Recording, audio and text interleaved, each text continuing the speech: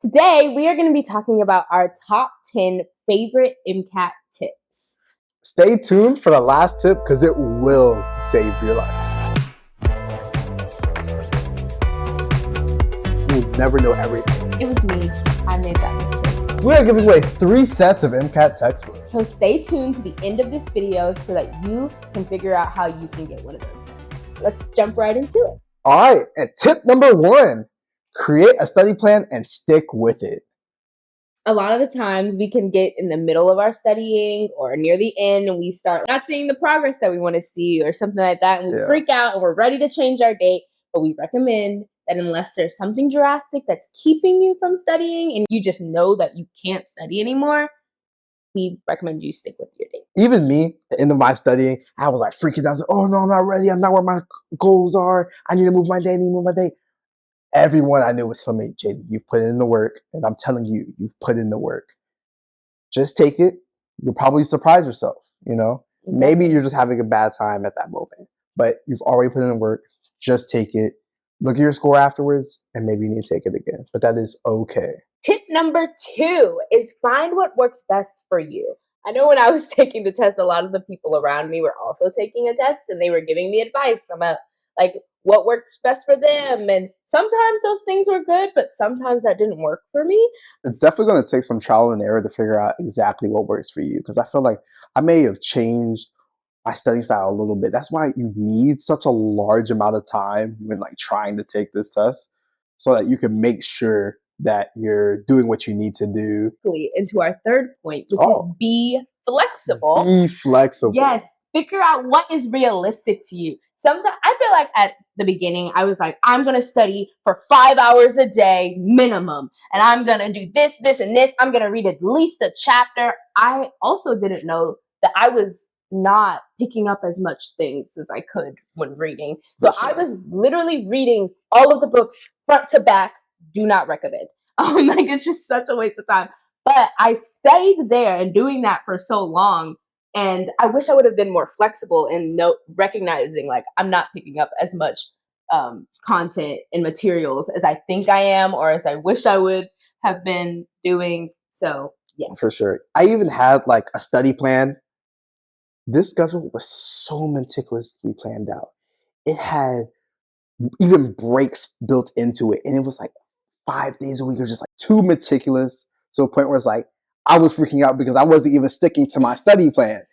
And I don't want you guys to do that. A little clarification. When he says study plan, he means like your daily schedule of a plan, not your overall study schedule about, like when you're going to do psych social and stuff like that. But yes, I agree. The more strict you are and rigid you are, like it ultimately is to your peril. Tip number 4. You're going to need to transfer from content to practice. I know you're going to think, no, I don't know everything yet.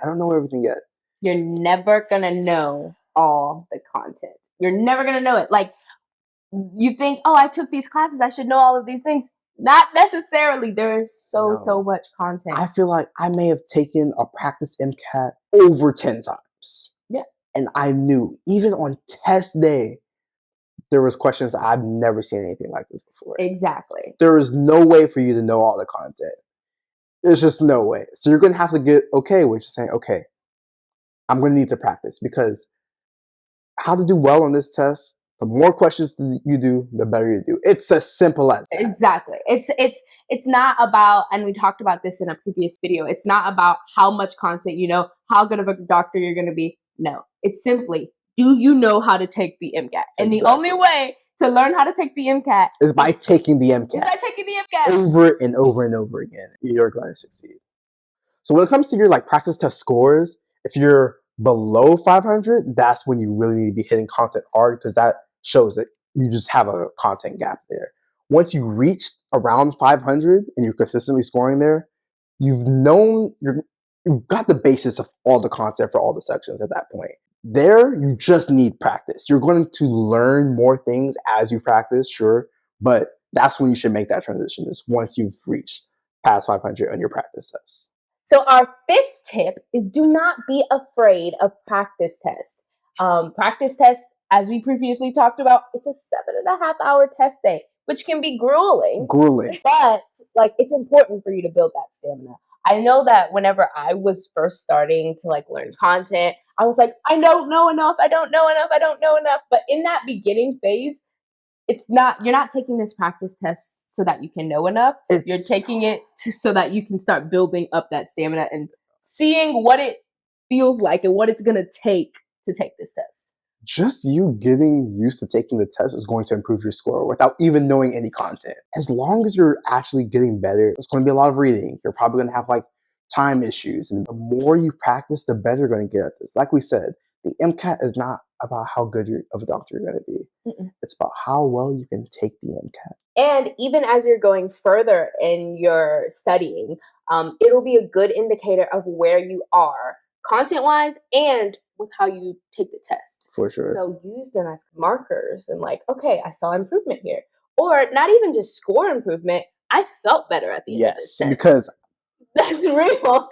I felt better at the end of this test. I felt like I had enough time. Ooh, I was really rushing on this section of this one. Just kind of being able to take those little benchmarks, and you can only really do that while taking a full one. Tip number 6. When should you take the MCAT?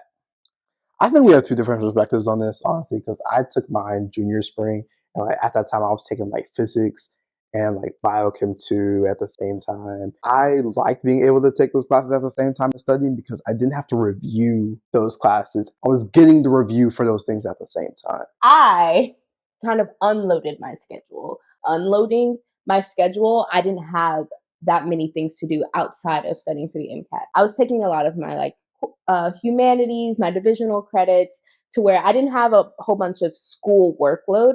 So I was able to come home and just study for the MCAT. Tip number 7 is to take your science core classes seriously. I cannot stress this enough. No. Yeah. The stronger basis you have in your science cores, you're going to have a much easier time when it comes to taking this test. A big thing is content. Some people struggle to reach the 500 range because they never had a good basis with their like content. Absolutely. You need to focus on not just getting an A in your core classes, but making sure that you're actually understanding your core classes. Take it seriously. Learn it. Don't just memorize things for the test. When you take your time to actually learn it, it will come back so much easier because it's like, oh, I remember this. It's just, let me bring it back versus I feel like I've never seen this before. So coming into this with, okay, I know I have all of this background already learned. Now I just need to refresh rather than let me learn all of that. You'll be in a much better place. Tip number 8, save your AAMC test for the end.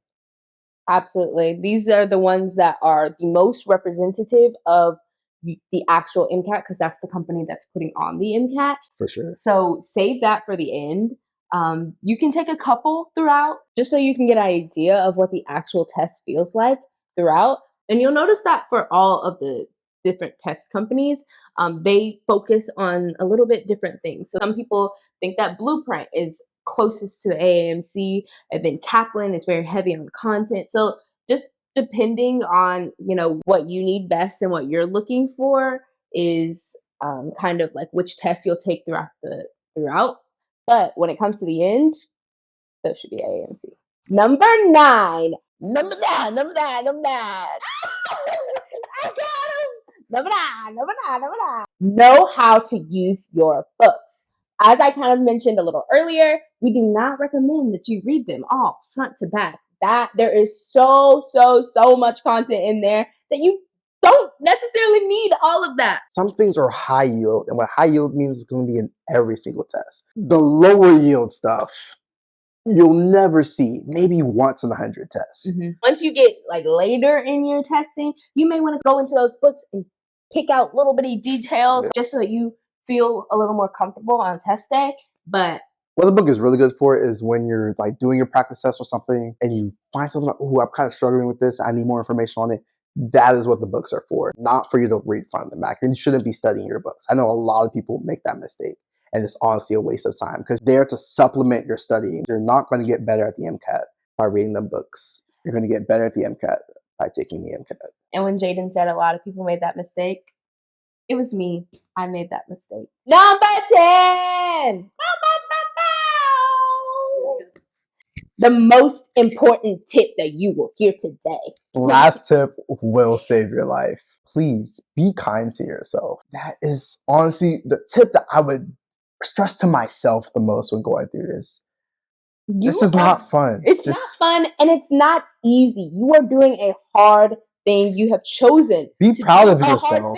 Exactly. Celebrate those wins. Every time you take a practice test, no matter what the score is. Applause, please, because you're going to need to keep yourself motivated. Stay motivated. You're going to need to stay encouraged, and you can't do that if you're constantly beating yourself up. I ended up wasting a lot of time beating myself up about, oh my gosh, my score isn't where I want it to be. Oh, I need to do better. Oh, I need missed the day. Time wasted. I'm wasting so much time when I should be like, hey, like, yeah, maybe I didn't get the score that I wanted, but I took 7.5 hours on a Saturday to take the MCAT. So I am getting one step closer to my goal of being a physician. Celebrate all wins, big or small. You also need to be kind to the people around you. It's a big part of being kind to yourself is to make sure that you have a supportive community around you. Yes. And are giving them ways that they can support you because they want to be there for you too. All right. So there's going to be 2 ways to enter this giveaway. We want you to like this video, leave a comment of a question you have for us down below, and make sure to subscribe to the channel. That will give you 1 entry into our giveaway. For the second way, you can go over to our Instagram at Healers with You, like the giveaway post that to your story, and mention 2 of your pre-med friends in the comments. And that will give you your second entry into the giveaway. The giveaway period will be open from March 2nd to March 16th. Thank you so much for watching this video. Be sure to like, comment, and subscribe, and we will see you next time. Bye.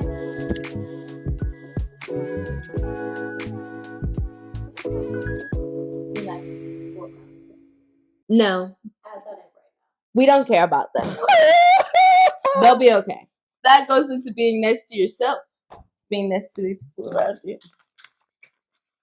And you can't say that. No. That I won't. This doesn't seem like a tip that's in our top 10.